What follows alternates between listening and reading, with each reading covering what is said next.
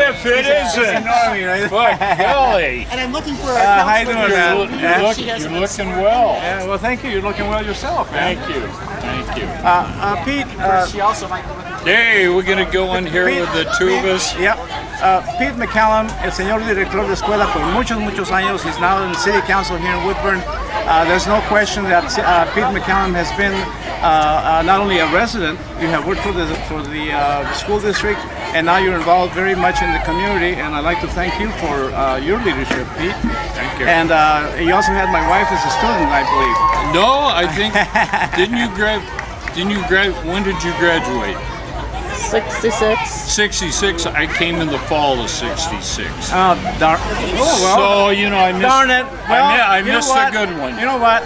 I'm going to give him credit anyway because Pete and I also work together, and all I can say is that, Pete, how things have changed.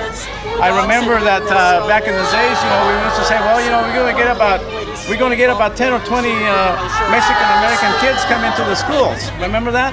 Oh, absolutely. Okay. But it was, you know, it's been fantastic watching the growth of the community and just overall, and also the population and the changes that have gone on, and the new programs that have come and gone, and as we learned how to do things. And I think the school district's doing a fantastic job now, but it was a learning curve that had to be gone through and everything else. And Miguel, remember the budget problem? Well, let's talk a little bit about the learning curve, because you know nobody really knows more about the learning curve than yours truly. I hate to say that, but it was 1969 when we put together a planning grant for bilingual education, which was not really all that well known back in those days, as you well remember. And so that the struggles of I'm going to say about 40 years ago, and also the involvement of the legislature with respect to funding schools and what have you. I think that the legislature made some very drastic changes so that cities like Woodburn would go forward, you know, in educating the community. Would you say? Absolutely. Yeah. You know, but the first bilingual program I can remember was not for the Hispanic or Latino population.